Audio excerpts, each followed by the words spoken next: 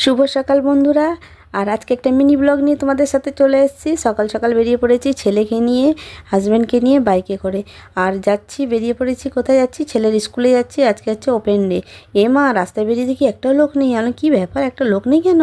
বা কিছু হয়ে গেল নাকি? তারপরে মনে পড়লো, না না, আজকে তো ভোটের আজকে রেজাল্ট বেরোবে, তাই জন্যে এত ফাঁকা ফাঁকা রাস্তা। নালে যে রাস্তায় হাঁটা যায় না, এত ভিড়, সে রাস্তা পুরোটাই ফাঁকা। তো যাই হোক, পুলিশ আটকে দিয়েছিল, তারপরে স্কুলের বাচ্চা বলে ছেড়ে দিয়েছে, বাকি অটো সব আটকে দিচ্ছে। তারপর পৌঁছে গেলাম স্কুলে।